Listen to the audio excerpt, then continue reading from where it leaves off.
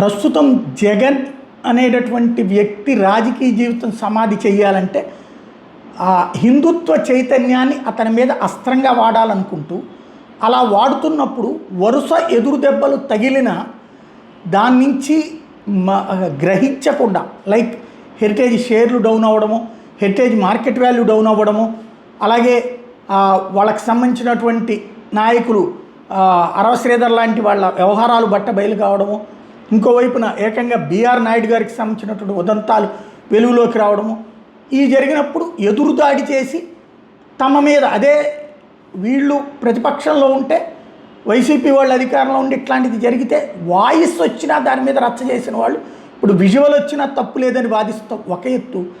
ఈ ఆవేశపూరితమైనటువంటి ఖండనలో జరిగినటువంటి తప్పు భగవద్గీత గురించి తప్పుడుగా మాట్లాడటం.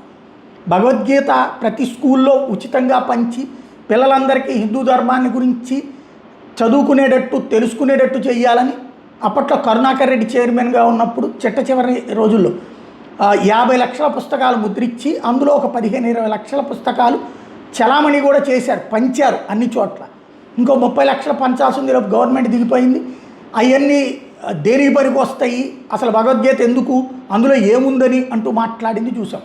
సాధారణ చిన్నపిల్లలు అర్థం చేసుకోవడానికి తయారు చేసిన పుస్తకాలని, అది దేవుడికి అవసరమైనటువంటి హిందుత్వ బోధనకు ఉపయోగపడే వాటి గురించి అట్లాంటిది మాట్లాడుకొచ్చారు. అదే సందర్భంలో 50 కోట్ల రూపాయలు దీనికోసం వృధా చేశారంటూ మొన్న నాయుడు గారు చెప్పినటువంటి నేపథ్యంలో దాని లెక్కలు తీసింది ఇప్పుడు వైసీపీ. ఇందులో 50 అసలు అధికారిక పత్రాల ప్రకారం మొత్తం ప్రాజెక్టు ఆమోదించిన కాస్టే 3,71 లక్షల రూపాయలు. మొదటి దశలో ముద్రించింది 52.95 లక్షల పుస్తకాల ఖర్చు, 1,99,81,250 రూపాయలు. ఒక్కో పుస్తకం సగటు విలువ ₹3.77 మాత్రమే. మరి 50 కోట్ల సంఖ్య ఎక్కడి నుంచి వచ్చింది? ఇలాగా ప్రజల్ని తప్పుదో పట్టించచ్చా?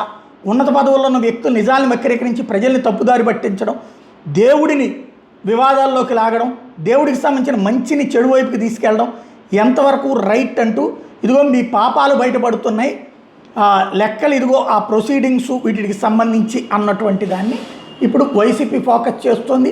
మీరు హిందుత్వాన్ని అడ్డుపెట్టి చేస్తున్న ప్రతి తప్పుడు ప్రచారం చివరికే మీకు ఎదురు దెబ్బ తగులుతోంది, అయినా మీరు జ్ఞానోదయం రాకపోతే ఎట్లా అని ప్రశ్నిస్తోంది.